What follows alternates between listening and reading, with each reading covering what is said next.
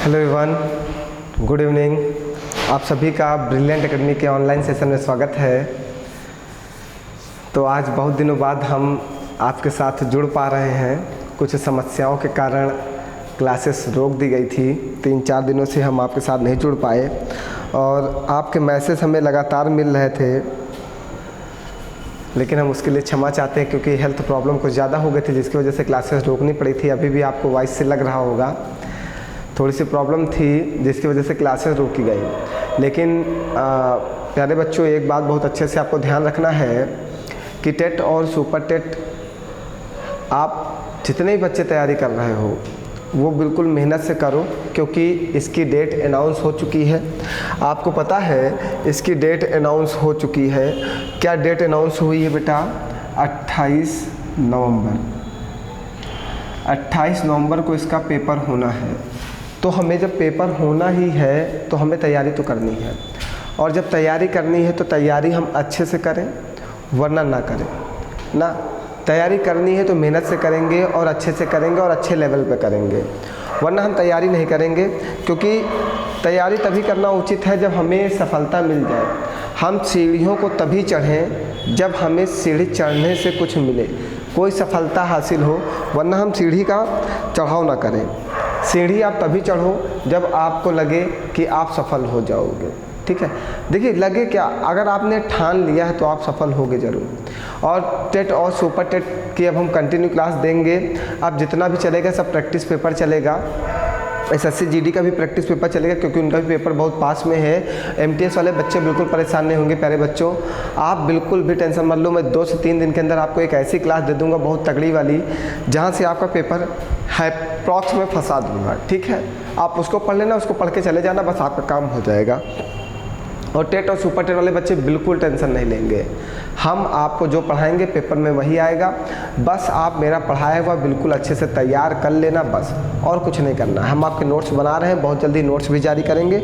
बहुत ही बेहतरीन क्लासेस आपको प्रोवाइड करेंगे। ठीक है, तो आज हम लोग स्टार्ट करते हैं टेट और सुपर टेट के प्रीवियस ईयर के आए हुए प्रश्न। ठीक है, सबसे पहले हमने टेट के आए हुए क्वेश्चंस उठाए हैं। और आप किसी भी चीज़ की तैयारी करो, चाहे यूपी टेट हो, सुपर टेट हो, सी टेट हो, रेलवे ग्रुप डी हो, एसएससी जीडी हो, एमटीएस हो, कुछ भी तैयारी कर रहे हो, आप सभी के प्रीवियस ईयर पेपर पढ़ो, हर एक चीज़ के पढ़ो, क्योंकि क्वेश्चंस कहीं से भी पेपर में पूछा जा सकता है। आप जितना ज़्यादा प्रीवियस ईयर पेपर पढ़ोगे उतना ही जल्दी आपका सिलेक्शन होगा। आप किसी भी चीज़ की तैयारी करो, लेकिन प्रीवियस ईयर्स पेपर्स जो हैं वो आप अपने लेवल वाले ज़रूर देख लो। ठीक है, चलो फिर स्टार्ट करते हैं और बिल्कुल बेहतरीन तरीके से पढ़ेंगे, बिल्कुल समझते हुए। ठीक है, आइए। फर्स्ट क्वेश्चन दिया गया है कि किसी आयताकार खेत का विकर्ण 17 मीटर तथा परिमाप 46 मीटर है, तो खेत का क्षेत्रफल क्या होगा ना। सबसे पहले हम एक आयत की बात करते हैं। देखिए एक एक चीज़, एक एक पॉइंट हमें समझना है ना। हमने एक ये आयत ले लिया, ठीक है, ये हमारा एक आयत हो गया। अब प्यारे बच्चों, आपको पता है आयत जो होता है उसकी चारों भुजाएं आपस में क्या होती हैं? बराबर होती हैं? नहीं होती। वर्ग की चारों भुजाएं आपस में बराबर होती हैं, बट आयत की आमने सामने की भुजाएं आपस में बराबर होती हैं। अपोजिट साइड्स जो होती हैं वो बराबर होती हैं, आमने सामने की भुजाएं बराबर होती हैं। अगर ये मेरा एक आयत ABCD है तो इसकी जो आमने सामने की भुजाएं हैं, ये वाली भुजाएं आपस में बराबर होंगी। हमने कह दिया ये L है तो ये भी L होगा, ये B है तो ये भी B होगा। आयत में आमने सामने की भुजाएं बराबर होती हैं। और आयत का प्रत्येक कोण 90 डिग्री का होता है। आयत जो होता है इसका प्रत्येक कोण 90 डिग्री का होता है। आयत का प्रत्येक कोण 90 डिग्री का होता है। ठीक है, सबको समझ लेंगे कई बार में। आयत का प्रत्येक कोण 90 डिग्री का होता है। ठीक, आयत के सभी अंतः कोणों का योगफल 360 डिग्री होता है। आयत के सभी अंतः कोणों का योगफल 360 डिग्री होता है। ठीक है, अब आयत के विकर्ण की बात करते हैं। ये आयत का विकर्ण है। आयत में 2 विकर्ण खींचे जा सकते हैं। रेक्टेंगल में 2 विकर्ण खींचे जा सकते हैं, एक यहाँ से और एक इधर से इधर। ये वाला नहीं खींचूंगा मैं, ठीक है। आयत में 2 विकर्ण खींचे जा सकते हैं। ठीक है, प्रत्येक विकर्ण 90 डिग्री पे द्विभाजित करता भी है और नहीं भी करता है, दोनों चीज़ कह सकते हैं। प्रत्येक विकर्ण एक दूसरे को, दोनों विकर्ण एक दूसरे को 90 डिग्री पर द्विभाजित करता भी है और नहीं भी करता है, हम दोनों चीज़ें कह सकते हैं। ठीक है, इतनी बात क्लियर हुई। अब सबसे पहले हम बात करते हैं आयत के परिमाप की। आयत के परिमाप की अगर बात करते हैं प्यारे बच्चों, तो परिमाप किसी भी चीज़ का हो तो सभी भुजाओं का जो योग होता है वही हमारा परिमाप होता है। जब सभी भुजाओं को हम जोड़ देंगे वही हमारा परिमाप होगा। ये वाला L है, ये वाला L है, तो कितना हुआ 2L हो गया। ये B है और ये B है, तो क्या हो गया 2B हो गया। जब आप इसमें से 2 कॉमन ले लोगे तो क्या हो जाएगा L प्लस B। तो परिमाप हमारा क्या आ गया 2 ब्रैकेट में L प्लस B। आयत का परिमाप क्या होता है प्यारे बच्चों 2 ब्रैकेट में L प्लस B। ठीक है, आइए अब आगे बात करते हैं आयत के विकर्ण की। आयत के विकर्ण की, अब बच्चों एक बात समझना, विकर्ण होता क्या है। विकर्ण आपने यहाँ से खींच दिया ना, ये विकर्ण खींच दिया। अगर हम इतने पोर्शन की बात करें, जो ये वाला पोर्शन हमने आप ड्रा किया है आपके लिए, ये देखिए पोर्शन मैंने ड्रा कर दिया, इसको सभी लोग ध्यान से देखिएगा। अब वो वाले पोर्शन को आप भूल जाइए, ये हमने एक पोर्शन आपके लिए ड्रा किया है ना, ये है, ये हमने एक पोर्शन ड्रा किया है और यहाँ पे 90 डिग्री का कोण बन रहा है, ये 90 डिग्री का कोण बन रहा है। हम इस पोर्शन को, एक भाग को राइट एंगल ट्रायंगल भी कह सकते हैं। एक भाग को क्या कह सकते हैं, हम इस भाग को बाहर उठा लेना, चलो इस भाग को हम बाहर उठा लेते हैं और इसको राइट एंगल ट्रायंगल नाम देते हैं। ठीक, ये भाग ये आ गया मेरे पास। चलो अब हम कह सकते हैं कि ये वाला हमारा पोर्शन क्या है C है, ये हमारा B है और ये हमारा D है। ये वाला पोर्शन उठा के हमने यहाँ रख दिया और इसको हमने 90 डिग्री कोण बना दिया। ठीक है, ये हमने 90 डिग्री का कोण बना दिया। बात क्लियर है, 90 डिग्री का कोण बनाया तो ये राइट एंगल ट्रायंगल है। ये हमारा क्या है बेस है, मीन्स आधार है। ये वाली भुजा हमारा बेस है और ये वाली भुजा हमारी क्या है लंब है। हम इसको आधार बोलते हैं, बात को समझते चलिएगा। हम इसको आधार बोलते हैं और इसको लंब बोलते हैं, मीन्स परपेंडिकुलर बोलते हैं। इसको P से डिनोट कर सकते हैं और ये हमारा कर्ण है, हम इसको ये कह सकते हैं कि ये हाइपोटेनियस है। ठीक है, हाइपोटेनियस है। बात क्लियर हो रही सभी लोगों को। तो हमने एक पोर्शन ये वाला उठा के यहाँ पे रख दिया। ठीक है, ये आधार हो गया, ये लंब हो गया, ये कर्ण हो गया। अब हम अपना कर्ण निकालना चाहते हैं। कर्ण क्या होता है, अंडर रूट में आधार का स्क्वायर प्लस लंब का स्क्वायर। तो हमारा जो कर्ण होगा वही हमारा काम क्या करेगा, इसका विकर्ण का काम करेगा। ये आधार का विकर्ण है, क्या हो जाएगा, ये हमारा किसका विकर्ण है, आयत का विकर्ण है। Under root L square plus B square, under root L square plus B square हमारा क्या होगा, आयत का विकर्ण हो जाएगा।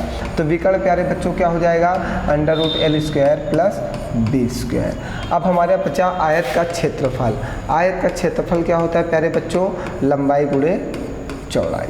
लंबाई गुणे चौड़ाई हमारा आयत का क्षेत्रफल होता है। लंबाई और चौड़ाई का मल्टीप्लाई कर दिया जाए तो आयत का क्षेत्रफल निकल आएगा। इतनी बात सभी लोगों को क्लियर हो गई, कोई समस्या यहाँ तक। ये यूपी टेट का आया हुआ प्रश्न है। हमने एक बार में पूरे आयत को डिस्कस करने का प्रयास किया है कि आप एक बार में पूरे आयत का आपका रिवीजन हो जाए। ठीक है, जितने भी बच्चे पढ़ चुके हैं हमसे उनका रिवीजन होना बहुत ज़रूरी है। आप रिवीजन करते रहोगे तो जल्दी से जल्दी चीज़ें तैयार रहेंगी आपको। हम इसीलिए जब भी आयत आएगा हम पूरी चीज़ आपके साथ एक बार जरूर क्लियर करेंगे, जिससे आपको हमेशा वो चीज़ याद रहे। आगे बढ़ा जाए, अब इस क्वेश्चन को सॉल्व करते हैं ना। अब ये तो सब नोट कर लीजिए आप जल्दी से, सभी लोग फटाफट नोट कर लीजिए। मैं आगे बढ़ता हूँ, थोड़ा सा मैं पानी पी लूँ। जल्दी से नोट करिए प्यारे बच्चों।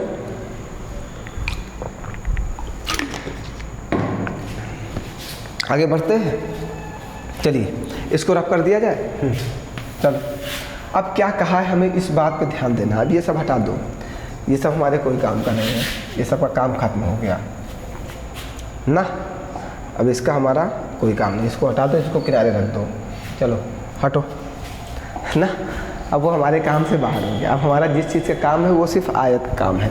कह रहा किसी आयताकार खेत का विकर्ण 17 मीटर लंबा है। ये विकर्ण हमें दे रखा है कितना बेटा, 17 मीटर का। ये 17 मीटर का विकर्ण दे रखा है तथा परिमाप दे रखा है कितना, 46 मीटर है। परिमाप क्या होता है, आयत का परिमाप आपने पढ़ा है परिमाप बराबर आपने पढ़ा है 2 ब्रैकेट में l प्लस बी। आप समझते चलना बस। परिमाप हमें कितना दे रखा है 46 मीटर। आप परिमाप 46 रख दो इक्वल टू में 2 ब्रैकेट में l प्लस बी। ये 2 से ये कटेगा 23 आएगा। मीन्स l प्लस बी का जो मान आ गया है वो कितना आ गया है 23 आ गया। l प्लस बी का मान आपने निकाल लिया। लंबाई और चौड़ाई, लंबाई ये हो गई और चौड़ाई ये हो गई, ठीक है। लंबाई और चौड़ाई का जो योगफल आया है वो कितना आ गया है 23 सेंटीमीटर आ गया है। सुनते चलना बेटा, ये क्वेश्चन बहुत ही अजीब पेपर में डाला हुआ था। हमसे पूछा क्या है, खेत का क्षेत्रफल क्या होगा। खेत का क्षेत्रफल क्या होगा मीन्स आयत का क्षेत्रफल क्या होगा ना। आयत का क्षेत्रफल क्या होगा, आयत का क्षेत्रफल आपने पढ़ रखा है क्या, लंबाई गुणे चौड़ाई, यही तो पढ़ रखा है, लंबाई इंटू चौड़ाई। अब बात समझना बेटा, अब हमने अपने क्लास में प्यारे बच्चों ऑफलाइन क्लास में हमने आपको पढ़ाया है ट्रिपलेट, समकोण त्रिभुज के ट्रिपलेट पढ़ाया है। सम पाइथागोरस इंपॉर्टेंट ट्रिपलेट हमने आपको पढ़ाया क्लास में ना। तो सभी लोग बताओ इसका ट्रिपलेट क्या होता है। 17 का ट्रिपलेट होता है 15, 8, 17। ये हमारा ट्रिपलेट है 15, 8, 17। मीन्स लंबाई हमारी 15 होगी, चौड़ाई हमारी 8 होगी, तभी हमारा ट्रिपलेट कितना आ जाएगा 17 आ जाएगा। क्या, आधार का स्क्वायर प्लस लंब का स्क्वायर इक्वल टू कर्ण का स्क्वायर। आधार का स्क्वायर प्लस लंब का स्क्वायर इक्वल टू कर्ण का स्क्वायर। तो 15 का स्क्वायर कितना होगा 225, 8 का स्क्वायर कितना होगा 64 इक्वल टू 17 का स्क्वायर 289। देखिए ये दोनों आपस में बराबर हैं, यही हमारा पाइथागोरस ट्रिपलेट होता है। ये बहुत इंपॉर्टेंट है प्यारे बच्चों, हमने आप लोगों को इंपॉर्टेंट ट्रिपलेट्स आपके नोट्स में लिखाए हैं, सभी लोग उसको ध्यान से ज़रूर पढ़ लेना। ये बहुत ज़रूरी है और पेपर में एक क्वेश्चन नहीं, इस बार आपके पेपर में 2 क्वेश्चन पूछे जाएंगे, ये हमारी गारंटी है। मैं जितना बोल रहा हूँ उतना आप करते चलो, सिलेक्शन मैं दिलाऊंगा, ये मेरा दावा है आपको, ठीक है। तो पाइथागोरस ट्रिपलेट आप समझ गए होंगे सभी लोग, ठीक है। तो ये पाइथागोरस ट्रिपलेट है 15, 8 का 17। तो आपकी लंबाई कितनी हो गई 15, चौड़ाई कितनी हो गई 8 और 15 8 120। आपका क्षेत्रफल आ गया 120 मीटर स्क्वायर, 120 मीटर स्क्वायर। बताइए कोई परेशानी है। देखिए समय इसलिए लगेगा क्योंकि हम चाहते हैं कि पॉइंट टू पॉइंट आपको क्लियरिटी हो, आपको चीज़ें क्लियर हों। ये पाइथागोरस ट्रिपलेट से हमने लगाया है क्वेश्चंस को। अगर आप इसको पेपर में लॉन्ग मेथड से लगाए तो आप फंस जाओगे। आप समझिए, हमें समय लगाना, आप कह रहे हो सर जी समय लगा, समय कब बचेगा जब आपको तैयार होगा, जब आप बिल्कुल बेहतरीन तैयारी पे होगे। कैसे करोगे, जैसे पेपर में हम जैसे ही अब हम बताते हैं, बेहतरीन तैयारी का मतलब क्या होता है कि पेपर में आपको ये सब बनाना नहीं है, ठीक है। हमने देखा विकर्ण, विकर्ण मीन्स हमें तुरंत याद आना चाहिए कि आयत का विकर्ण ये होता है और ये 17 है। तुरंत मेरे दिमाग में कुछ और नहीं, ट्रिपलेट आना चाहिए कि 15। अब मेरी बात को सुनते जाना, जैसे ही हमें पता चलेगा कि आयत का विकर्ण हमें दे रखा है 17, तुरंत मेरे दिमाग में आएगा कि ट्रिपलेट 15 और 8। तो आयत का क्षेत्रफल लंबाई गुणे चौड़ाई 120 मीटर स्क्वायर। बताइए ऐसे करना है पेपर में, ये थोड़ी वहाँ पे फिगर बनाओ फिर उसको दिखाओ कि ये देखो हमने फैक्टर किया है, फैक्टर करके हमने ऐसे लगाया है। ये उसने आपसे नहीं कहा, उसने आपको ऑप्शंस दे रखे हैं, आप ऑप्शंस पे अपना माइंड फॉलो कराओ, माइंड को यूज़ करो। जो भगवान ने आपको इतने अच्छा दे रखा है, आप इतनी मेहनत से उसको पाए रखे हो, तो उसको छुपाओ नहीं, उसको उजागर करो, रिवील करो, ठीक है, और दिखाओ कि तुम्हारे पास कितना टैलेंट है। उस टैलेंट को बेहतरीन तरीके से यूज़ करो और सिलेक्शन लो, अपनी ज़िंदगी मस्ती से जियो, ठीक है। आइए दूसरा क्वेश्चन देखिए कितना अच्छा पूछा गया। लिखा गया 2 की पावर -1 की पावर -1 सरलीकरण से प्राप्त संख्या होगी।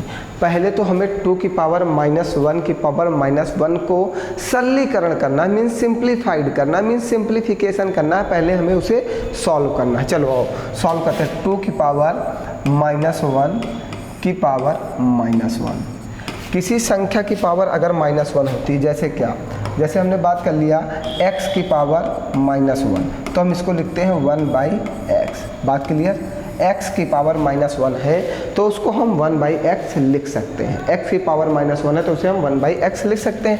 तो 2 की पावर -1 है, हम इसको 1/2 लिख सकते हैं। फिर इसकी पावर क्या है? -1। इतनी बात क्लियर हो गई।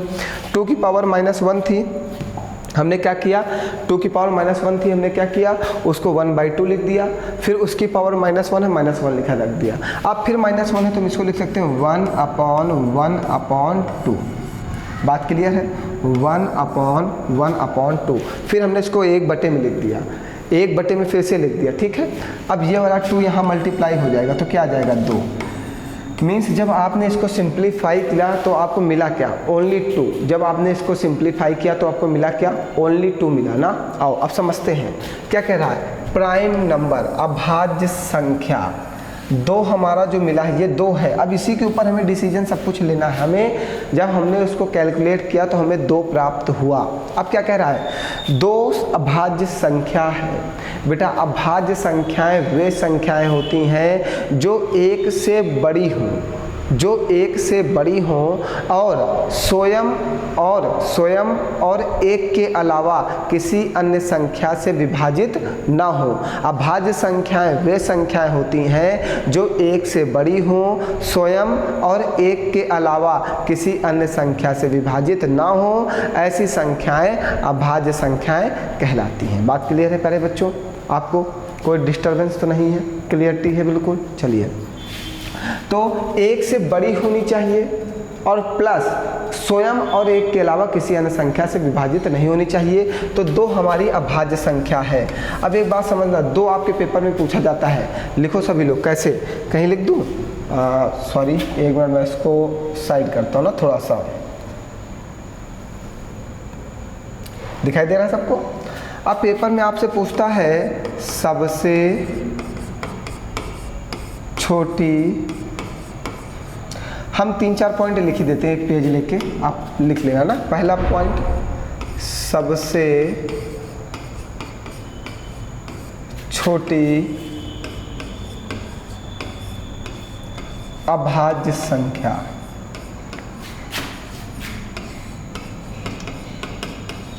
दो। फिर दूसरा पॉइंट, सबसे छोटी सम अभाज्य संख्या। तीसरा पॉइंट, सबसे छोटी विषम अभाज्य संख्या। सबसे छोटी विषम अभाज्य संख्या। 3। चौथा पॉइंट, सबसे छोटी,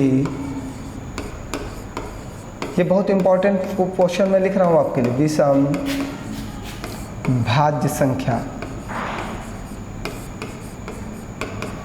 9। ठीक। 5वां पॉइंट, 3 अंकों वाली सबसे छोटी अभाज्य संख्या। ये सब आप लिख लीजिएगा भैया, बहुत ज़रूरी है। 101। ये 5 हमने इम्पॉर्टेंट पॉइंट आपको लिखाए हैं, ये बहुत ही इम्पॉर्टेंट हैं। इनको आप अच्छे से नोट कर लो और अपने माइंड में सेट कर लो। ये बहुत ही ज़्यादा इम्पॉर्टेंट है आपके लिए। ठीक है प्यारे बच्चों, तो ये सारे पॉइंट आपको याद कर लेने हैं, लिख लेना है और अपने माइंड में सेट कर लेना है। बात क्लियर है सभी लोगों को? ये 101 है प्यारे बच्चों। ठीक है, सबसे छोटी अभाज्य संख्या 2, सबसे छोटी सम अभाज्य संख्या 2, सबसे छोटी विषम अभाज्य संख्या 3, सबसे छोटी विषम भाज्य संख्या 9, 3 अंकों वाली सबसे छोटी अभाज्य संख्या 101। बात क्लियर है? चलो आप समझो। ये कहा कि अभाज्य संख्या, तो अभाज्य संख्या तो हमारी 2 है ही। ठीक है, इतनी बात क्लियर हुई। इवन नंबर, सम संख्या, 2 हमारी सम संख्या भी है, सम अभाज्य संख्या है ना, इवन नंबर है, और 2 हमारी सम संख्या भी है और 2 हमारी सम अभाज्य संख्या भी है। ये भी समझिएगा, 2 हमारी सम संख्या भी है और 2 हमारी सम अभाज्य संख्या भी है। चाहो तो इस पॉइंट में इसमें एक और बढ़ा लो, सबसे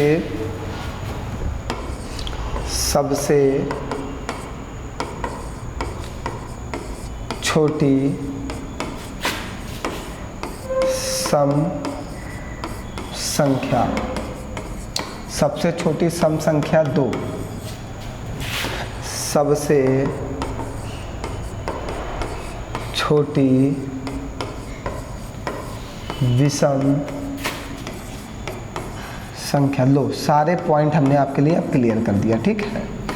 एक, अब तो कोई परेशानी नहीं होगी, अब आपको बिल्कुल क्लियर है, बिल्कुल मैंने बच्चों की तरह आपको पढ़ा दिया। अब इससे ज़्यादा बेसिक क्या कर सकता हूँ ना, मतलब छोटे से छोटे पॉइंट को भी हमने आपके लिए लिख दिया है कि आपको बिल्कुल कन्फ्यूजन रह ही ना जाए, कहीं पर थोड़ा सा भी कन्फ्यूजन ना रहे ना। चलो अब आओ अपने क्वेश्चन पे आओ। मल्टीपल, 2 का गुणक भी है, विषम संख्या, 2 विषम संख्या तो है नहीं, तो मीन्स ए सही है, बी सही है, सी सही है, ए बी सी तीनों सही है, ये डी आंसर आपका सही हो गया। देखिए कितना आसान क्वेश्चन है, आगे बढ़ा जाए। चलिए, ये वेरी इंपॉर्टेंट, आपके लिए बहुत इंपॉर्टेंट है। आइए, फिर कह रहा है which one is correct in the following statements, लिखित में से कौन सा कथन सही है। देखो वहीं से क्वेश्चन बनाया, अभी मैंने इतने जो पॉइंट लिखे हैं ना, ये क्वेश्चन वहीं से फिर से बना। क्या बना? सबसे छोटी अभाज्य संख्या, क्या लिखा है? लीस्ट प्राइम नंबर इज, सबसे छोटी अभाज्य संख्या है कौन? कुछ क्वेश्चन कुछ मुझे गलत लग रहा है। एक भाज्य संख्या विषम हो सकती है, कोई सम अभाज्य संख्या नहीं है, अभाज्य संख्याओं का योगफल सदैव अभाज्य संख्या होती है। हमें लग रहा है एक पॉइंट इसमें गलत है, मैं क्वेश्चन मैच करा लेता हूँ, 1 मिनट। हाँ, यहाँ पे लिखा हुआ है सबसे छोटी अभाज्य संख्या 1 है, ये थोड़ा सा गलत लिखा हुआ है, 1 है, ठीक है, 1 है। बात क्लियर है? सबसे छोटी अभाज्य संख्या 1 है। देखो कितना बेवकूफ़ बना रहा है। अभी हमने आपको लिखा सबसे छोटी अभाज्य संख्या क्या है? 2 है, और ये क्या कह रहा है कि सबसे छोटी अभाज्य संख्या 1 है। सही है क्या? गलत है ना। सबसे छोटी अभाज्य संख्या हमारा क्या है? 2 है। फिर क्या है? आइए अगला, एक भाज्य संख्या विषम हो सकती है, एक भाज्य संख्या विषम हो सकती है, ये कह रहा है एक भाज्य संख्या विषम हो सकती है। एक भाज्य, एक मिनट, एक का मतलब इन्होंने क्या लिखा है? हाँ ठीक है, वही मैंने जो लिखाया आपको ना। हाँ, एक भाज्य संख्या, देखो हमने लिखा सबसे छोटी विषम भाज्य संख्या, लिखा ना आपके लिए 9। इन्होंने यही कहा कि सॉरी, बिल्कुल समझते चलना भैया, एक भाज्य संख्या विषम हो सकती है, बिल्कुल 9 जो है हमारी विषम भाज्य संख्या है, मीन्स हमारा स्टेटमेंट यही सही है। बताइए, अभी मैं पॉइंट लिखा के गया नहीं पीछे कि इसके ऊपर 3 क्वेश्चन 4 क्वेश्चन बना दिए गए। बिल्कुल भैया, बिल्कुल आपको ये सब तैयार रखना है, पेपर में 100% आएगा, ठीक है। तो एक भाज्य संख्या विषम हो सकती है, 9 जो है सब 1 अंक वाली सबसे छोटी विषम भाज्य संख्या है। बात क्लियर है प्यारे बच्चों। फिर उन्होंने कहा कोई सम अभाज्य संख्या नहीं है 2 है ना, तो ये भी स्टेटमेंट गलत है, कह रहे नहीं है। अभाज्य संख्याओं का योगफल सदैव अभाज्य संख्या होता है, ऐसा संभव नहीं है। 3 और 2 जोड़ोगे तो 5 आएगा, और 5 और 3 जोड़ोगे तो 8 आएगा। तो देखो 2 अभाज्य संख्या जोड़ो, 5 और 3 तो क्या रहा? 8, और 8 क्या है? हमारा सम संख्या है। बात क्लियर है? मज़ा आ रहा है? देखो थोड़ा सा आज हंसना मुश्किल हो रहा है मेरे लिए, लेकिन मैं आपको पढ़ा रहा हूँ, आप मेहनत से पढ़ो बस, ठीक है। आओ आगे बढ़ा जाए। चलिए नेक्स्ट क्वेश्चन देखते हैं। इन्होंने कहा है एक बहुभुज के अंतः एवं बाह्य कोणों का अंतर 60 डिग्री है, तो बहुभुज में भुजाओं की संख्या क्या है? वाह, ठीक है। बहुभुज के अंतः कोणों का योगफल, अंतः कोणों के योगफल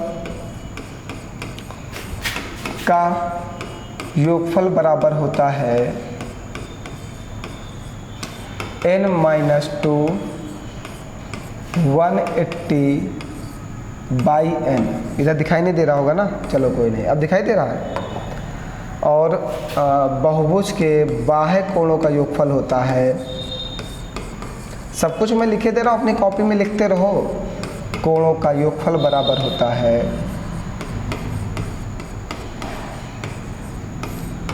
360/n। ठीक है, अंतः कोणों का योगफल होता है n माइनस 2 180 बाई n। बाह्य कोणों का योगफल होता है 360/n। बात क्लियर है? चलो अब आओ, कह रहा बहुभुज के अंतः एवं बाह्य कोणों का अंतर इतना दे रखा है n minus 2 180 by n minus 360 by n equal to 60 degree. n बराबर होता है भुजाओं की संख्या। n बराबर क्या होता है? भुजाओं की संख्या। भुजाओं की जो संख्या दे रखा है n बराबर होता है भुजाओं की संख्या। बात क्लियर है? n बराबर होता है भुजाओं की संख्या। सभी लोग एक एक पॉइंट को लिखते जाएंगे और तैयार करते जाएंगे, पेपर इसी पैटर्न पे फिर बनेगा। ठीक, अब आइए, अब हम इसको कैलकुलेट करना। देखो कैलकुलेट करना कितना आसान, 0 0 0 काट दो, 6 त्रिक 18, 6 छाक 36 और 6 करना 6। यहाँ पे 3 बचा, 3 का अंदर गुणा कर दो, 3n माइनस 6। यहाँ पे बाई में n और माइनस का 6 बाई n और इक्वल टू 1। n यहाँ पे एलसीएम ले लो तो ये हो जाएगा 3n minus 6 equal to n। n का गुणा यहाँ कर दो तो 3n माइनस का 6 और माइनस का 6 जुड़ जाएगा 12 इक्वल टू n। n को इधर भेज दो, 3n minus n equal to 12। 3n से n जाएगा 2n इक्वल टू 12, तो 2 छंग 12, तो संख्या कितनी आ गई? 6। बताओ कोई परेशानी भैया? बिल्कुल क्लियर है आप लोगों को? जल्दी से देखो, कोई प्रॉब्लम बताओ,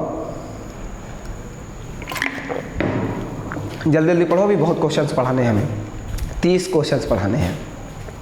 आओ, एक सरल रेखा पर स्थित बिंदुओं की संख्या होती है। एक सरल रेखा ये हमने खींच दी, इसके ऊपर आप कितने भी बिंदु बना सकते हो। बिंदु बनाने से कोई रोक सकता है क्या? आप जितना मन हो उतना बनाओ यार। मतलब हम इनफाइनाइट असंख्य बिंदु बना सकते हैं। आप एक सरल रेखा खींच के उसके ऊपर आप जितना चाहो, जितना जी भर के चाहो, जितना तुम्हारा मन हो उतने बिंदु बना डालो। मीन्स इनफाइनाइट, आप जितना मन होगा आप उतने बिंदु बना सकते हो। चले आगे बढ़े। ठीक है, देखिए अभी मैं पढ़ा के गया सबसे पहला क्वेश्चन, बात को बिल्कुल गौर से समझो। अभी आप इस क्वेश्चन को पढ़ के गए हो ना, पाइथागोरस ट्रिपलेट, क्या 15 8 और 17 पढ़ा ना। और देखो ऐसा मैं यही कहता हूँ, इसी चीज़ को आपको सीखना है हमसे।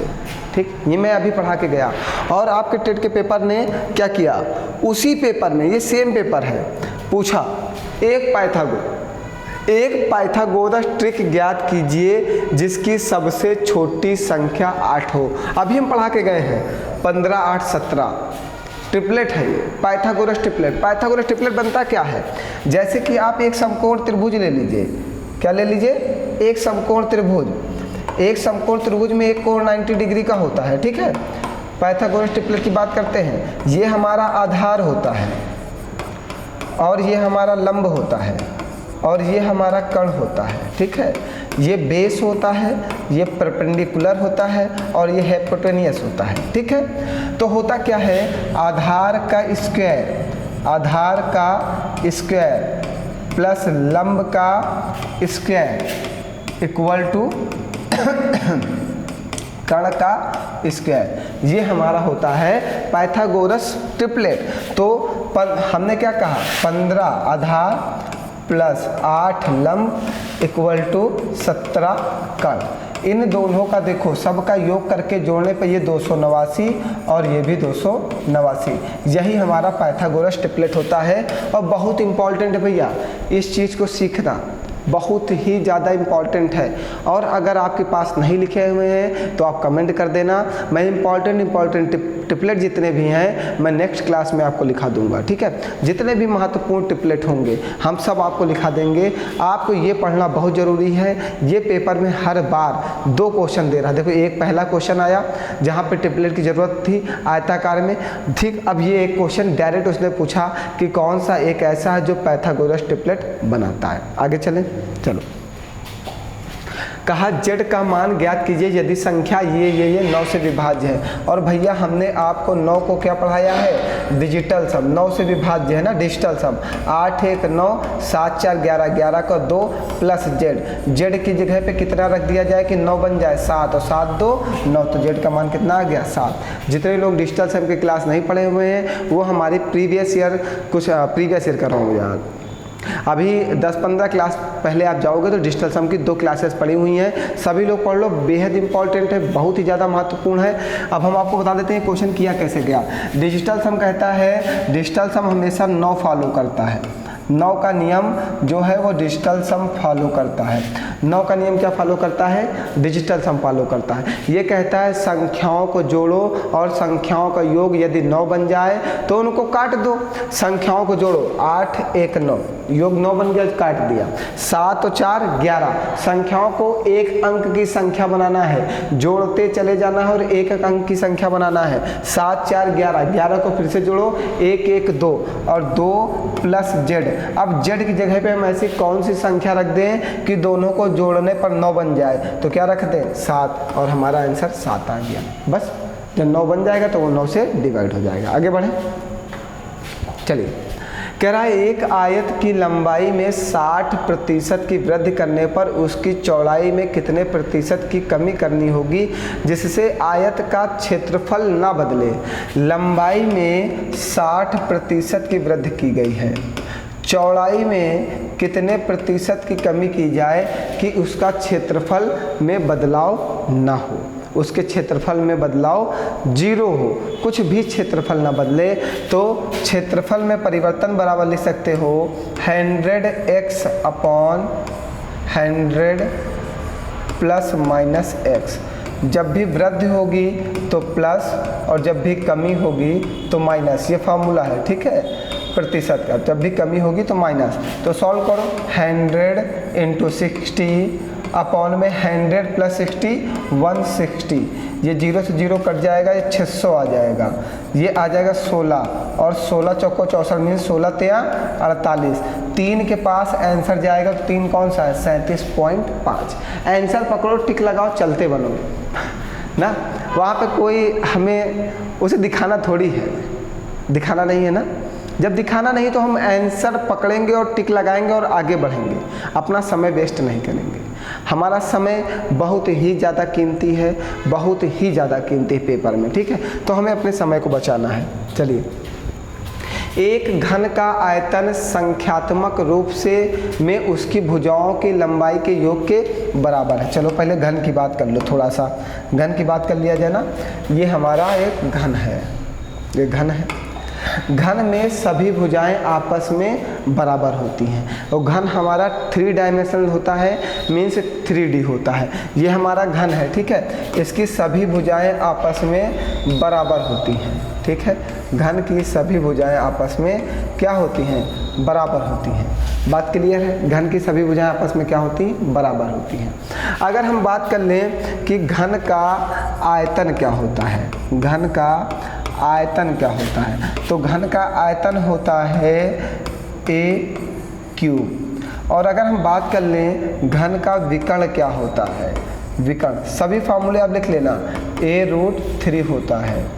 घन का संपूर्ण पृष्ठ क्या होता है, संपूर्ण पृष्ठ क्या होता है, तो होता है 6a²। और सबसे इम्पोर्टेंट जो अब बताने जा रहे हैं, जो अभी जल्दी पेपर में पूछा जा रहा है, घन का पार्श्व पृष्ठ, ये बहुत इम्पोर्टेंट है। पार्श्व पृष्ठ तो ये होता है 4a स्क्वायर। भैया ये बेहद ही इम्पॉर्टेंट है आपके लिए, क्योंकि बहुत जगह बच्चे नहीं पढ़ते हैं, इसको छोड़ देते हैं। और इस बार सीटेट ने यहीं से क्वेश्चन पूछा था कि घन का पार्श्व पृष्ठ क्या होगा। हम अभी कल सीटेट का पेपर सॉल्व कराएंगे जो 2020 में हुआ है, वो सीटेट का मैं हूबहू पेपर सॉल्व कराऊंगा और आपको दिखाऊंगा कि घन का पार्श्व पृष्ठ उसमें उन्होंने पूछा है। ठीक है, तो आप लोग कंटिन्यू क्लास पढ़ते रहिए, फॉर्मूले लिखते रहेंगे, तो जैसे जैसे क्वेश्चन दोबारा आएंगे तो आपको वो समझ में आ जाएगा। ठीक है, तो उसने पूछा था घन का पार्श्व पृष्ठ क्या होता है, तो उसका फॉर्मूला अगर आपको याद नहीं होगा तो आप नहीं लगा पाओगे। घन का पार्श्व पृष्ठ क्या होता है, 4a स्क्वायर होता है। घन के सभी भुजाओं का योग होता है 12a। घन की सभी भुजाओं का योग होता है 12a। ये सब लिख लेना भैया, ये सब पूछा जाता है। ठीक है, एक घन का आयतन संख्यात्मक रूप से उसकी भुजाओं की लंबाई के योग के बराबर होता है। तो घन का आयतन क्या होता है, भुजा क्यूब, और किसके बराबर है, उसकी भुजाओं के लंबाई के योग के बराबर है। तो मीन्स 12a के बराबर है। बात क्लियर है, 12a के बराबर है। तो a से यहाँ पे एक a कटेगा तो a स्क्वायर बराबर क्या बचेगा, 12। ए स्क्वायर बराबर क्या बच गया, 12। हमसे पूछा क्या, घन का संपूर्ण पृष्ठीय क्षेत्रफल बताइए। तो घन का संपूर्ण पृष्ठीय क्षेत्रफल हमने क्या लिखा है आपको, 6a स्क्वायर। 6a स्क्वायर तो 6 गुणे 12 कितना हो जाएगा, 72 है ऑप्शन में। ये देखिए 72। बताइए कोई परेशानी है आपको। भैया ये सारे फार्मूले आप नोट कर लेना और एक एक याद कर लेना, क्योंकि क्वेश्चन बनेगा जरूर आपके पेपर में, ये हमारा आपसे दावा है। यहाँ से क्वेश्चन जरूर आएगा पेपर में। ठीक है, टेट वाले बच्चे, सुपर टेट वाले बच्चे, एसएससी जीडी वाले बच्चे, लोअर पीसीएस वाले बच्चे, कांस्टेबल वाले बच्चे, यूपीएसआई वाले बच्चे, एसएससी जीडी वाले बच्चे, एमटीएस वाले बच्चे, लेखपाल वाले बच्चे, जिसकी भी आप तैयारी करते हो ये सब पूछा जरूर जाएगा। तो आप तैयारी मन लगा के करो। आओ, समझ गए 72 कैसे आया, कोई क्लियर, कोई क्लियर करो, सब क्लियर ना। चलो आइए, बहुत ही अच्छा प्रश्न है ये भी, और बहुत ही अच्छा पूछा गया था। टेट ने बहुत अच्छा क्वेश्चन पूछा था। 2018 में अमित का वेतन इतने रुपए है। वर्ष 2016 से उसका वेतन प्रतिवर्ष क्रमशः 10% और 15% बढ़कर 2018 के वेतन तक पहुंच गया। वर्ष 2016 में उसका वेतन कितना था। ठीक है, हमने मान लिया उसका वेतन 100% था 2016 में। ठीक है, मान लो 100% वेतन था तो कितना बढ़ा, 10%, 110/100। कब बढ़ा, 2016 में। फिर 2017 में बढ़ा, कितना बढ़ा, 15%, तो 115/100। और जब इतना बढ़ गया तो कितना पहुंच गया, 1,26,500 रुपये उसका वेतन हो गया। बढ़ते बढ़ते 2 सालों में जब वेतन 16 और 17 में बढ़ा तो 18 में उसको वेतन कितना मिलने लगा, 1,26,500। प्रश्न कह रहा है कि 2016 में उसका वेतन क्या था। प्रश्न यही तो कह रहा है आपसे, हमसे नहीं कह रहा, आपसे कह रहा। क्या कह रहा है कि 2016 में उसका वेतन क्या था। चलो आओ कैंसिल आउट करके देखते हैं यार कुछ। 2 0 से 2 0 ये काट दो, 1 0 से 1 0 ये काट दो। ठीक है, 11 से काटो इसको 11 1 नम 11, 1 हासिल जाएगा, 11 1 नम 11, 11 5 55, 2 0 जाएगा। 115 से कटेगा, एक बार में 100 बचेगा। इस 10 का गुणा कर दो इसमें तो कितना आ जाएगा, 1000। तो ये 1% की वैल्यू आ गई 1000, और उसका वेतन कितना था, 100%। तो 100% बनाने के लिए इसमें 100 से मल्टीप्लाई करोगे, तो 100 से इसमें भी मल्टीप्लाई कर दो, आपका आंसर आ जाएगा उसका वेतन कितना था, 1,00,000 रुपए था। ये आ गया। बताइए कोई समस्या किसी को, देख लीजिए कहीं पर कुछ ना समझ में आ रहा तो बताइए।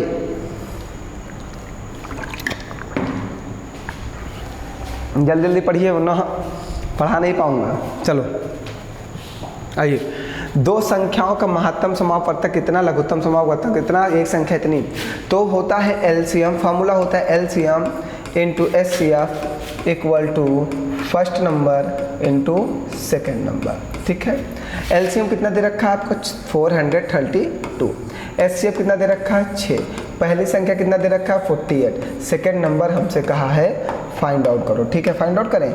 6 8 48, 8 से काटो, 8 45, 8 चौको 32। सेकेंड नंबर कितना आ गया, 52। 4। ठीक है, तो ये फार्मूला आप याद कर रखिएगा, ये फार्मूला बेहद इंपॉर्टेंट है और आपके पेपर में बहुत बार क्वेश्चन पूछा गया। LCM into HCF equal to first number into second number. चलें आगे बढ़ें। किसी महीने का तीसरा शुक्रवार 16वीं तारीख को पड़ता है तो उसी महीने का चौथा मंगलवार किस तारीख को पड़ेगा। ठीक है, एक मैथ के पेपर में ये रीजनिंग भी लगाता है, मैथ के पेपर में ये रीजनिंग भी लगाता है टेट वाला, क्या क्या बताया जाए। और भैया हाँ, सभी लोग एक बात को ध्यान समझें, जब तक आपका पेपर ना हो जाए दोस्ती, रिश्तेदारी, प्यार, मोहब्बत सब कुछ बंद कर देना है। अगर हमें नौकरी चाहिए तो ये सब चीज़ें बंद करनी होंगी। अगर आप चाहते हो कि आप दुनिया में अपनी जो हुनर है, आपके अंदर जो टैलेंट है, आप सभी को दिखा पाओ, अपने रिश्तेदारों को, अपने होने वाले वाइफ को, अपने आप को, लड़कियां अपने होने वाले हस्बैंड को अगर अपना टैलेंट दिखाना चाहती हैं, तब यही समय है, आपके पास मौका है, आपको समय मिला है अपने टैलेंट को दिखाने के लिए। तो इस टैलेंट को बर्बाद ना करिएगा, ठीक है, क्योंकि दुनिया इस समय आपको बहुत प्यार दिखाएगी, लेकिन अगर आपको सफलता ना मिली तो आपको दुनिया प्यार नहीं दिखाएगी फिर, समझ गए। क्योंकि दुनिया दिखाती तो है, दुनिया दिखाती तो शहद है ना, याद नहीं आ रहा है, ऐसा कुछ था एक, देखते हैं क्या था, फिर बताता हूँ मैं क्या था। हाँ याद आ गया, मतलबी ज़माना है, मतलबी ज़माना है, नफ़रतों का शहर है, मतलबी ज़माना है, नफ़रतों का शहर है। दुनिया दिखाती तो शहद है, दुनिया दिखाती तो शहद है, मगर पिलाती जहर है। दुनिया दिखाती तो शहद है, मगर पिलाती जहर है। ये दुनिया आपको इस समय सबसे ज़्यादा प्रेम करेगी और ऐसा लगेगा कि आपसे ज़्यादा बढ़कर इसके लिए आपके लिए कोई नहीं है। लेकिन जब तक आप जॉब नहीं पाओगे तब तक आपके लिए कुछ भी मायने नहीं रखेगा। आने वाले समय में यही आपके सबसे बड़े दुश्मन बन जाएंगे, आप समझ रहे हो। फिर ये आपको कुछ नहीं समझेंगे, फिर ये कहेंगे कि इसने तो पढ़ लिख के अपनी ज़िंदगी बर्बाद कर ली। पढ़ लिख के ज़िंदगी बर्बाद करता है कोई? पढ़ लिख के ही सफलता मिलती है। और इस दुनिया के चक्कर में अभी मत पड़ना। दुनिया के सारे ताम झाम दंड भेद सब छोड़ दो। न शादी, न विवाह, न बारात, न मैदान, न कहूँ नहीं जाना है, कुछ करना ही नहीं है। सिर्फ हमें एक चीज़ करना है, सिर्फ हमें पढ़ना है। हमें पढ़ाई के सिवा एक काम नहीं करना है, ये आप ठान लो बस। अभी घर वाले बहुत खुश होंगे कि तुम सब्जी ला देते हो, तुम पानी ला देते हो, तुम झाड़ू लगा देते हो, तुम पोछा लगा देती हो, ये कर देती हो, वो कर देती हो, बहुत खुश होंगे। लेकिन अगर ये मौका हाथ से निकल गया तो उनसे ज़्यादा बुरा तुम्हारे लिए कोई नहीं होगा। अभी मैं बता दे रहा हूँ। तो इसलिए पढ़ाई का एटमॉस्फेयर है, नौकरी का समय है, गवर्नमेंट तैयार है वैकेंसी लेके, तो आप भी युद्ध में अपनी तलवार को इतना धार दे दो कि युद्ध जीत ही जाओ। और तुम्हारे पास सिर्फ एक ही चीज़ है, युद्ध जीतना। हारने का कोई भी प्लान नहीं है, क्योंकि अगर हार गए तो मर गए, फिर फांसी होगी, यही समझ जाओ, ठीक है। तो इसीलिए अभी समय है, पढ़ लो। और इस दुनिया, मैंने बताया ना, मतलबी है ज़माना, सिर्फ मतलब की अपनी दुनिया होती है। दुनिया जब तक तुमसे काम होगा तब से तुम तक बात करेगा, तुमसे काम नहीं होगा बात करना छोड़ देगा, ठीक है। ये कभी मत सोचना। कोई आज तक सगा भाई भाई का नहीं होता है, याद है, भाई भाई का नहीं होता। वो माँ बाप जिसने तुम्हें जन्म दिया तुम उसके नहीं होते हो, वो लड़की उसकी नहीं होती है और वो लड़का उसका नहीं होता। दोनों लोग जब अपने माँ बाप के नहीं होते हो तो तुम एक दूसरे के क्या हो पाओगे। हाँ, सिर्फ मतलबी है ज़माना, मतलब की ये दुनिया है, ठीक।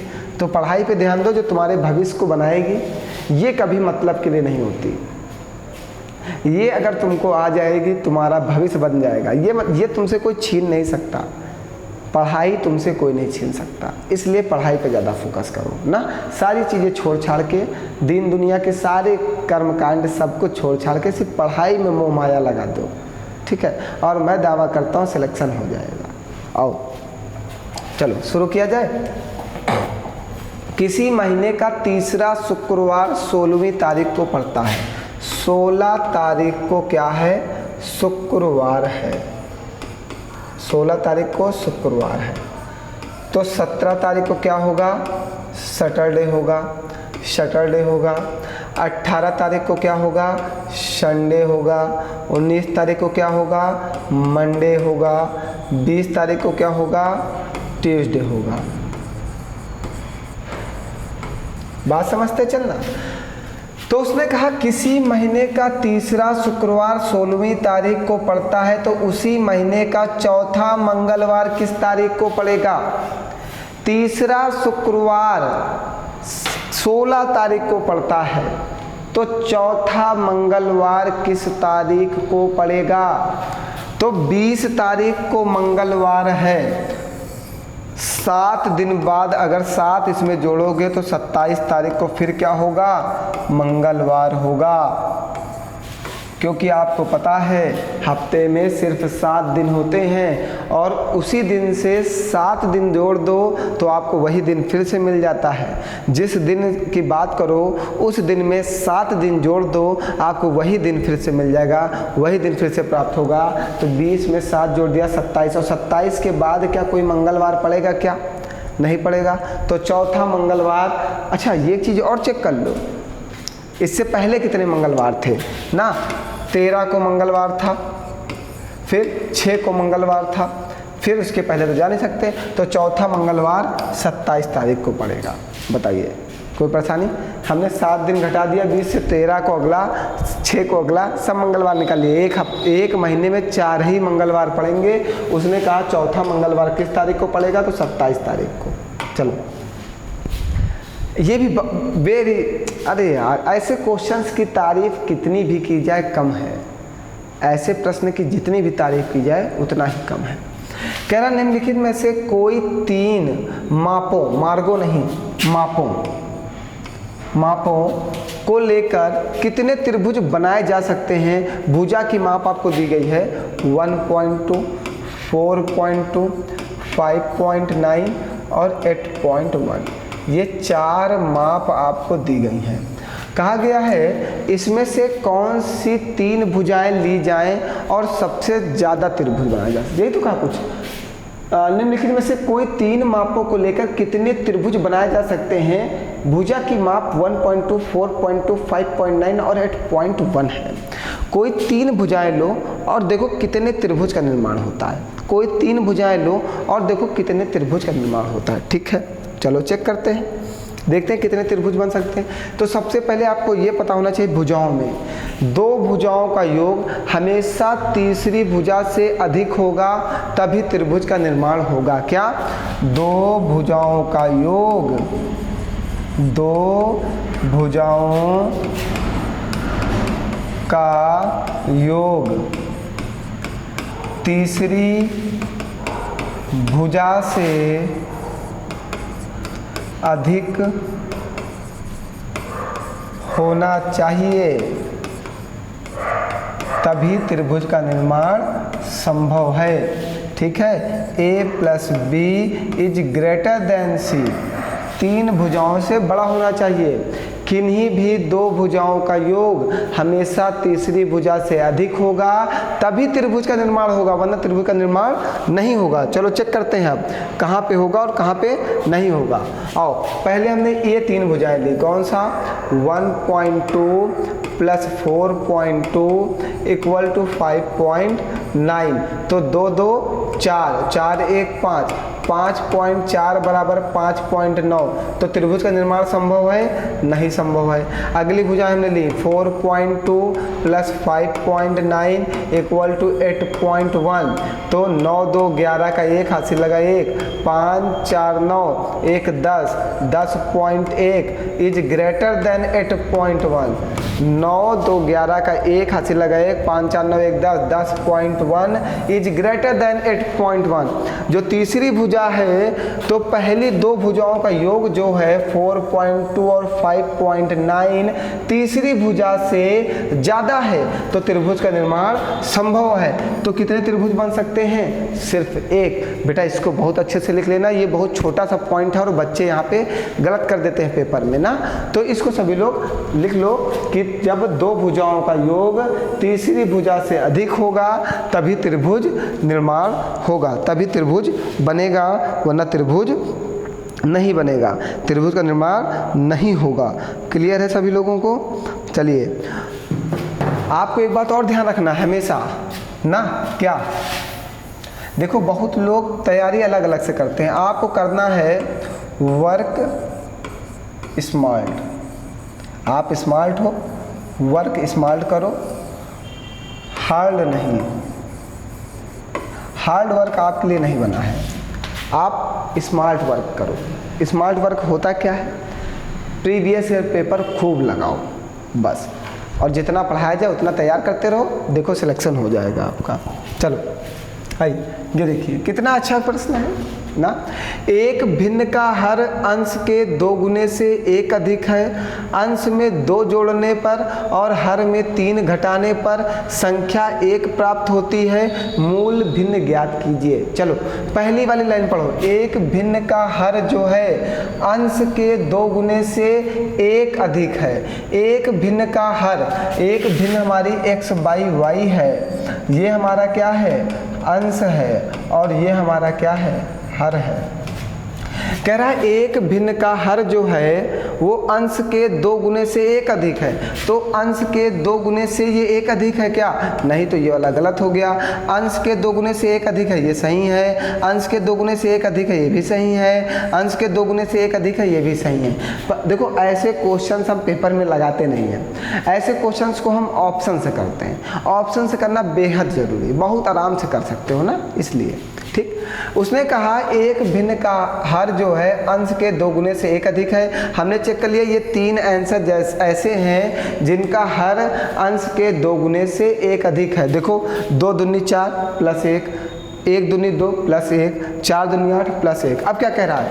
अंश में 2 जोड़ने पर, अंश में 2 जोड़ने पर और हर में 3 घटाने पर, अंश में 2 जोड़ने पर, हर में 3 घटाने पर संख्या 1 प्राप्त होती है। तो यहाँ पे तो 2 प्राप्त हो रही, मीन्स ये भी आंसर नहीं होगा। इसको चेक करो, अंश में 2 जोड़ने पर और हर में 3 घटाने पर संख्या क्या प्राप्त होनी चाहिए? 1 प्राप्त होनी चाहिए। देखो 1 प्राप्त हो रही, तो आपका आंसर आ गया क्या? 4/9। तो मूल भिन्न आपका क्या आ जाएगा? 4/9। कभी भी क्वेश्चन ऐसे लगाने का प्रयास मत करना प्यारे बच्चों, सिर्फ ऑप्शन से करने का प्रयास करना और जल्दी लग जाएगा। चलिए नेक्स्ट क्वेश्चन देखिए, सरलीकरण करना, सरल करना, ये तो कर लोगे ना सभी लोग, इसको करके आंसर देना, ये तो बहुत आसान है। लो इसको करके आंसर देना सभी लोग, सभी लोग इस प्रश्न को लगा के जल्दी से उत्तर दो, ये तो बहुत आसान है। गुणे भाग तो करना, माइनस प्लस, ये तो सब तुम सीखे पड़े हो ना, इसको लगा लो। चलो आगे बढ़ते हैं।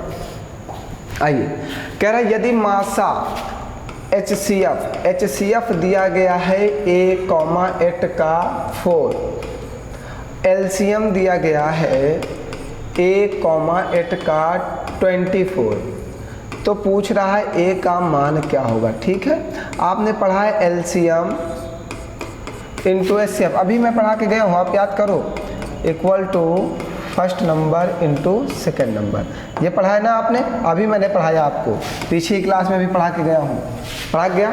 अब देखो दो संख्याएं A,8 हैं, इनका HCF कितना है? 4, इनका LCM कितना है? 24। पहली संख्या क्या है? A, दूसरी संख्या क्या है? 8, और 8 त्रिक 24 और 3 गुणे 4, 3 चौको 12, तो A बराबर कितना आ जाएगा? 12। बताओ, कुछ करना है? बच्चे इस क्वेश्चन को टेट में छोड़ दिए थे। बच्चों को लग रहा था कुछ अलग इसमें करना है। अरे क्या कोई नियम कानून अलग से लाया जाएगा क्या इसके लिए? और आप लोग लाइक शेयर कमेंट करते रहो, नहीं तो मैं पढ़ाना बंद कर दूंगा, समझ गए?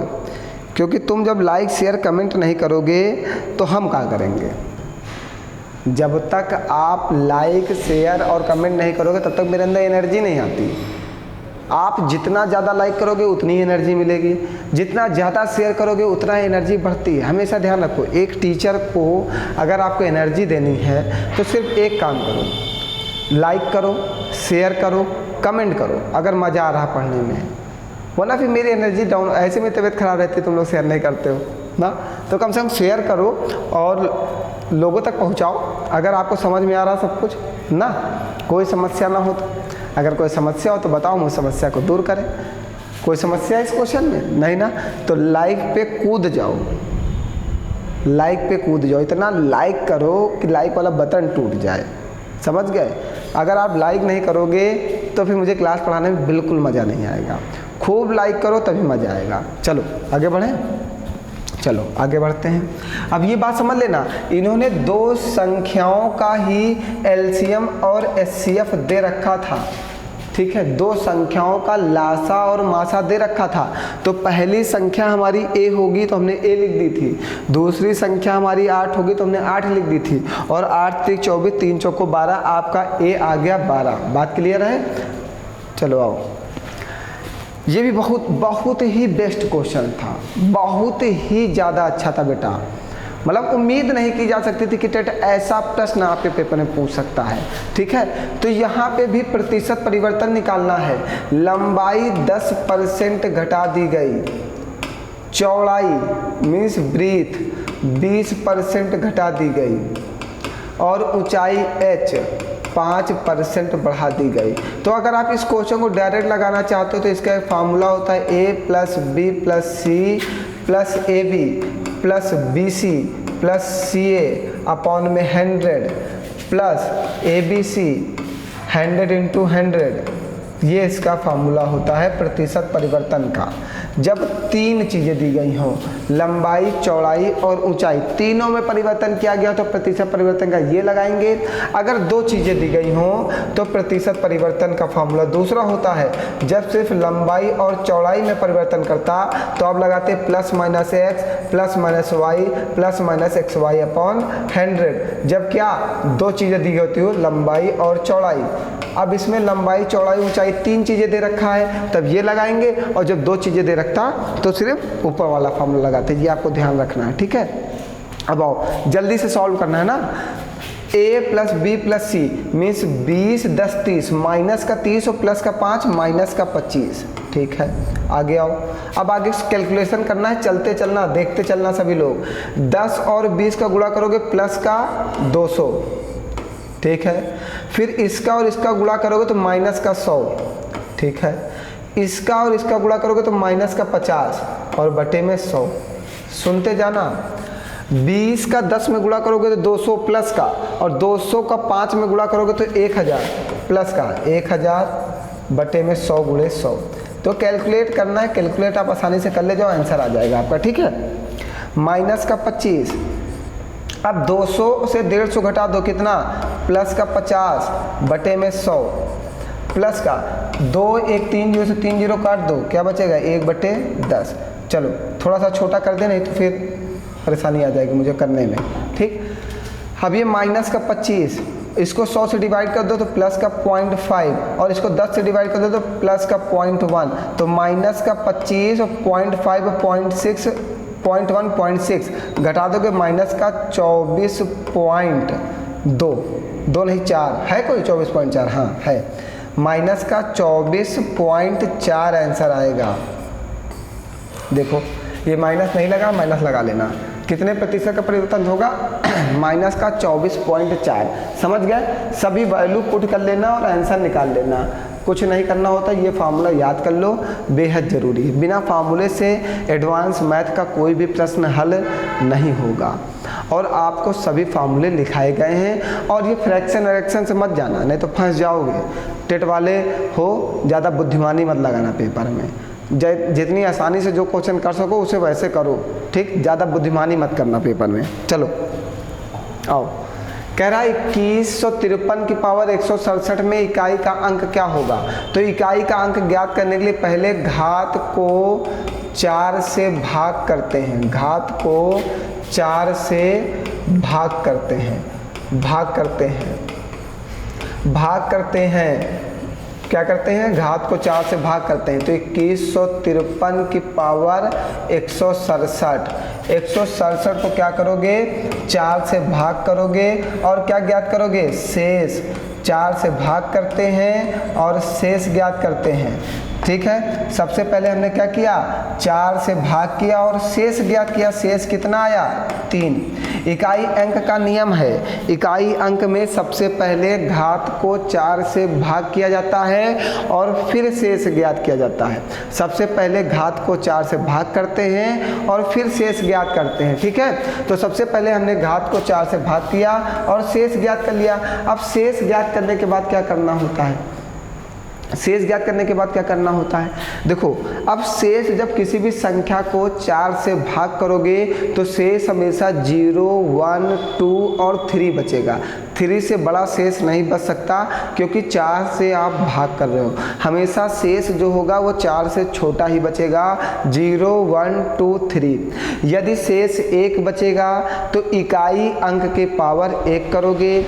यदि शेष 2 बचेगा तो इकाई अंक की पावर 2 करोगे। यदि शेष 3 बचेगा तो इकाई अंक की पावर 3 करोगे। यदि शेष 0 बचेगा तो इकाई अंक की पावर 4 करोगे। सिर्फ 0 में चेंज होता है इकाई अंक। अब यहाँ पे शेष कितना बचा, 3, तो यहाँ पे इकाई अंक कितना है, 3 की पावर क्या कर दोगे, 3, और 3 की पावर 3 क्या होता है, 27। तो इसका इकाई अंक कितना आएगा, 7। ये देखो, बताओ कोई परेशानी क्या। सबसे पहले घात को 4 से भाग करते हैं और शेष ज्ञात करते हैं। कि शेष ज्ञात करने के बाद क्या करते हैं, शेष 0, 1, 2, 3 बचेगा। शेष 0 बचता है तो इकाई अंक की पावर 4 करते हैं। शेष 1 बचता है तो इकाई अंक की पावर 1 करते हैं। शेष 2 बचता है तो इकाई अंक की पावर 2 करते हैं। शेष 3 बचता है तो इकाई अंक की पावर 3 करते हैं। बस उसके बाद आपका आंसर निकल आएगा। और किसी दिन हम इसके क्लास पढ़ा देंगे, बहुत ही इंपॉर्टेंट टॉपिक है टेट का, यहाँ से क्वेश्चन जरूर आता है। किसी दिन एक बहुत ही अच्छी क्लास आपको दे देंगे और जीवन में ऐसा क्वेश्चन गलत नहीं होगा, ठीक। आओ, कह रहा है यदि एक भिन्न के अंश को 20% और उसके हर को 25% बढ़ा दिया जाए तो भिन्न 3/5 हो जाता है। एक भिन्न हमने कह दिया x/y है, इसके अंश को कितना बढ़ाते हैं, 20%। तो 20% बढ़ा 120/100 और इसके हर को कितना बढ़ा दिया गया, 25%, 125/100। ये 100 से 100 कट जाएगा। ये 5 दूनी 10 और 5 चौको 20 और ये 5 दूनी 10, 5 25। तो भिन्न कितना हो जाता है, 3/5। मीन्स x गुणे 24/y गुणे 25 इक्वल टू कितना हो जाता है, 3/5। 3 8 24, 5 25। ये 5 यहाँ चला जाएगा, ये 8 यहाँ आ जाएगा। तो x/y क्या हो जाएगा, 5/8। तो आपका भिन्न कितना आ गया, 5/8। ठीक है, बताइए कोई परेशानी। इतना आसान क्वेश्चन है, सेकंडों में मार दोगे तुम लोग ना। क्या कठिन है यार, सब कुछ तो आसान है ना, कोई प्रॉब्लम नहीं होने वाली आपको। चलें आगे बढ़ें। चलिए, 8 से भाज्य होने वाली संख्या बताइए। 8 से भाज्य होने वाली संख्याएं हैं, मीन्स हमें वे संख्याएं बतानी जो 8 से डिवाइड हो जाएं। ठीक है, 8 से नियम कहता है कि अंतिम 3 संख्या यदि 8 से विभाजित हो जाए तो वह पूरी की पूरी संख्या 8 से विभाजित होगी। लिख लो, अंतिम 3 संख्या यदि 8 से विभाजित हो जाए तो वह पूरी की पूरी संख्या 8 से विभाज्य होगी। लिखो जल्दी से, बैठो नहीं, हमको देखो नहीं, इतने स्मार्ट नहीं लग रहे हैं आज। ठीक, लिखो, अंतिम 3 संख्या यदि 8 से विभाजित हो जाए तो वह संख्या 8 से पूरा विभाजित होगी। ठीक, 8 के नियम में। तो आओ, अंतिम 3 संख्या 240 3 से विभाज्य है, 8 3 24। हाँ, यहाँ पे आओ, ये वाली 8 दूनी 16 नहीं, 8 का नाम 8, 8 6 48 विभाज्य है। 8 का नाम 8 4 जाएगा, 8 5 ये भी विभाज्य नहीं। पहली और तीसरी है ऑप्शन में कहीं, ये देखो 8 से विभाज्य संख्याएं ज्ञात करना है। आप देख लेना, एक बार फिर से चेक कर लेना। अंतिम 3 संख्या 8 से विभाजित तो होनी चाहिए, तभी वह संख्या पूरा 8 से विभाजित होगी। और आपका प्रश्न पूछा था 8 से भाज्य होने वाली संख्याएं, मीन्स ऐसी कौन सी संख्याएं जो 8 से विभाजित हैं, तो वो कौन सी, पहली है और तीसरी है। आपका आंसर आ गया। ये सब टेट के पूछे गए प्रश्न है। चले आओ। एक त्रिभुजाकार प्रिज्म में कितने शीर्ष होते हैं? 6। एक त्रिभुजाकार प्रिज्म में 6 शीर्ष होते हैं। त्रिभुजाकार प्रिज्म में शीर्षों की संख्या बराबर होता है 2 गुणे आधार में भुजाओं की संख्या। 2 गुणे आधार में भुजाओं की संख्या। तो आप आंसर याद रखना, एक त्रिभुजाकार प्रिज्म में कितने शीर्ष होते हैं? 6। चलो आगे बढ़ो। अब ये तो बहुत ही अच्छा ज़्यादा क्वेश्चन, बहुत ही बेहतरीन क्वेश्चन है। ठीक, कह रहा है 10 रुपए के 6 की दर से केले खरीदकर 6 रुपए में 4 की दर से बेचने पर कितने प्रतिशत हानि होगी? 10 रुपए के 6 की दर से केले खरीदकर 6 रुपए में 4 की दर से बेचने पर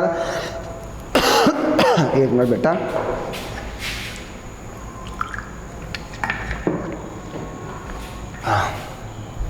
अभी मेरी तबीयत पूरी तरीके से ठीक नहीं है, फिर भी हम आपका लॉस नहीं चाहते हैं, तो आप मेरा भी लॉस मत चाहो। लाइक पे कूद जाओ, कमेंट कर डालो, इतना कमेंट कर डालो, इतना शेयर कर डालो कि हमारे शहर में तो हमें फैला ही दो। ठीक, आओ। कह रहा 10 रुपए में 6 की दर से केले खरीद कर, आप एक ठेले पे जाते हो क्या करने? केले खरीदने। बात समझना बिल्कुल बेहतरीन तरीके से।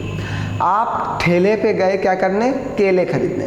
तो सबसे पहले क्या कहते हो? केले भैया कितने रुपए में है? वो कहता 10 रुपए के 6 हैं, मीन्स 20 रुपए के 12 हैं ना। उसने कहा भैया 10 रुपए के 6 केले मिलेंगे, तो आप क्या ठीक है दे दो। तो वो जब केला आपको देता है, फिर आप उसको क्या करते हो? रुपए देते हो। बात को समझना।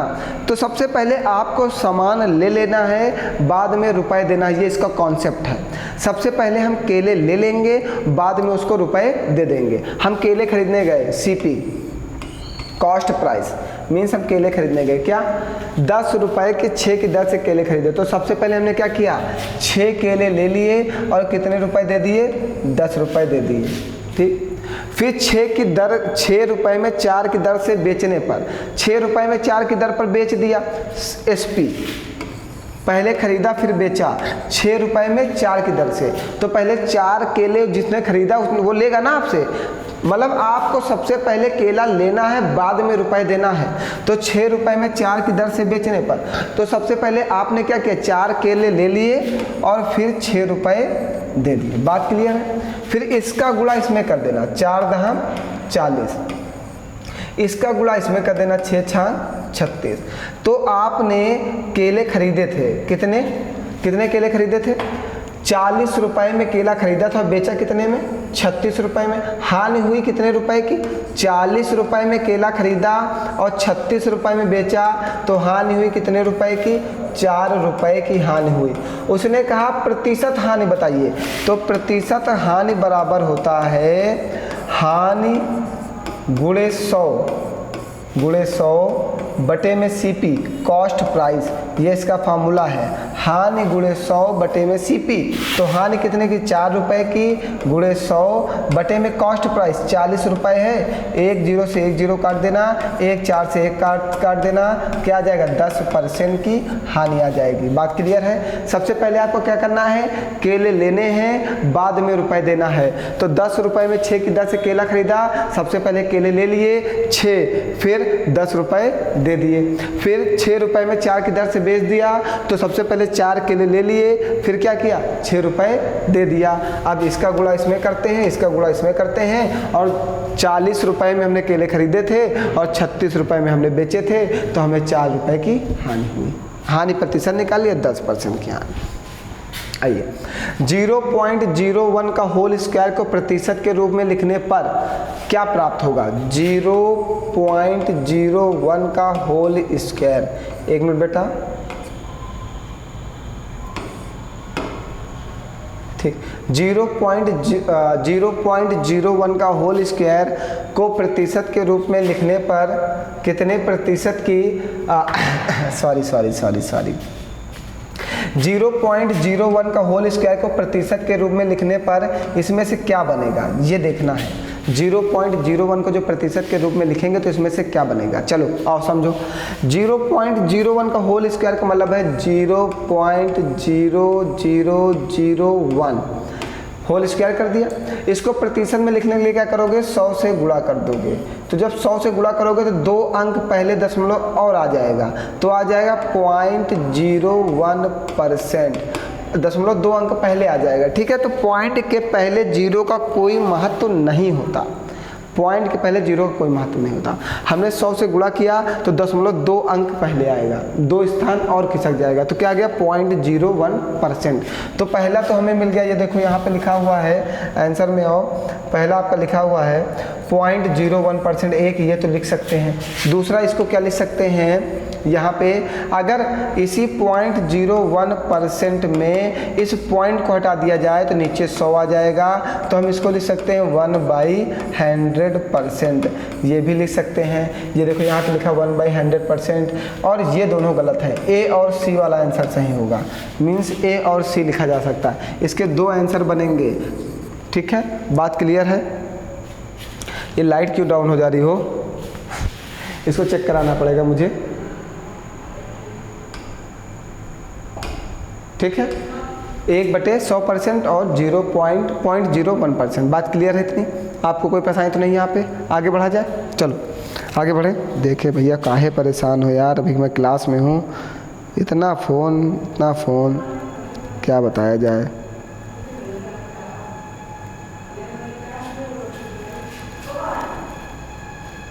चलिए आगे बढ़े।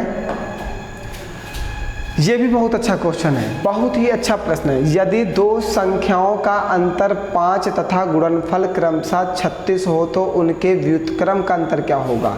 क्या कह रहा है, यदि 2 संख्याओं का अंतर 5, हमने 2 संख्या a और b मान ली, उनका अंतर 5 है और उनका गुणनफल कितना है, 36 है। संख्या हमने क्या मानी है, a और b, इनका व्युत्क्रम मीन्स 1/a माइनस 1/b। तो ab एलसीएम ले लो, तो a से a कटेगा, क्या बचेगा b, और b से b कटेगा, क्या बचेगा a माइनस b कितना है 5, और ab कितना है 36। तो आपके पेपर में जब भी क्वेश्चन ऐसा आए तो आप डायरेक्ट आंसर लगाना। आपके पेपर में जब भी ऐसा क्वेश्चन आए आप डायरेक्ट आंसर लगाना। व्युत्क्रम का अंतर दिया है 5 और उनका गुणनफल दिया है 36, देखो बस आंसर आ गया। वो कहेगा व्युत्क्रम का योग 5 और गुणनफल 36, तब भी आप यही आंसर बनाना। वो जो भी कहे बस आप इसकी संख्या उठा के ऊपर नीचे रख देना, आपका आंसर बन जाएगा, बस लगाने की ज़रूरत नहीं पड़ेगी। ठीक है, चलिए आइए, ये क्वेश्चन आप लगा के आंसर करना। बहुत ही अच्छा क्वेश्चन है, हम थोड़ा सा कहो बना दें, नहीं तो कहोगे सर जी हमारे लिए छोड़ दिए इतना कठिन क्वेश्चन। कि एक कमरे की लंबाई 15 मीटर और 17 सेंटीमीटर है, तो 1517 सेंटीमीटर लंबाई बना लेना, ये लंबाई हो जाएगी। और 9 मीटर 2 सेंटीमीटर है, तो 902 सेंटीमीटर इसकी चौड़ाई बना लेना। ठीक है, अब इसको लगा लेना, लंबाई और चौड़ाई आपको मिल गई। वर्गाकार टाइलों की न्यूनतम संख्या कितनी होगी, इसको लगा के बताना इसका आंसर क्या आएगा। ठीक है, वर्गाकार टाइल की संख्या निकालनी है। देखते हैं कितने लोग इसको लगा पाएंगे, कितने धुरंधर हैं। हमने तो सब बता डाले, एक आध तुम भी लगा लो, देखते कितना धुरंधर हो तुम लोग। जब कठिन क्वेश्चन आता है पेपर में ना, तब पता चलता है। पढ़ाई में तो पढ़ाने लगो ना, तो और सर जी आसान पढ़ाओ, और सर जी आसान पढ़ाओ, इतना आसान पढ़ाओ कि पढ़ना ना पड़े। चलो आइए, अब कहा a plus B by C बराबर b plus C by A बराबर c plus A by B बराबर k हो तो k का मान क्या है। तो k का मान क्या है, k का मान पूछा गया। अब देखिए वैल्यू पुटिंग, हमने कह दिया a बराबर 1, b बराबर 1, c बराबर 1, ये वैल्यू पुटिंग का कॉन्सेप्ट है। अगर हमारे द्वारा दी गई वैल्यू पुट करने पर ये तीनों आपस में बराबर हो जाएंगे तो हमारे द्वारा दी गई वैल्यू बिल्कुल सही है। तो a की जगह पर 1 रखो, b की जगह 1 रखो, 1 plus 1 by 1 equal to 1 plus 1 by 1 equal to 1 plus 1 by 1। तो 2 बराबर 2 इक्वेशन बराबर हो गया। तो हमारे द्वारा दी गई वैल्यू सही है। तो बराबर में क्या है k, तो k का मान कितना हो जाएगा 2। बस गेम है, मैथ एक गेम है, खेलना आता हो जब तुम्हें क्रिकेट खेलना आता होगा तभी तो बैट पकड़ पाओगे, तभी तो बॉल से छक्का मारोगे। वैसे ही मैथ है, जब खेलना आएगा तभी आप खेल पाओगे। आओ, 1 ग्राम डैश डैश डैश किलोग्राम होगा। 1 ग्राम किलोग्राम होगा। 1 किलोग्राम में कितने ग्राम होते हैं? 1000 ग्राम होते हैं। तो हम ये कह सकते हैं 1 ग्राम बराबर 1/1000 किलोग्राम।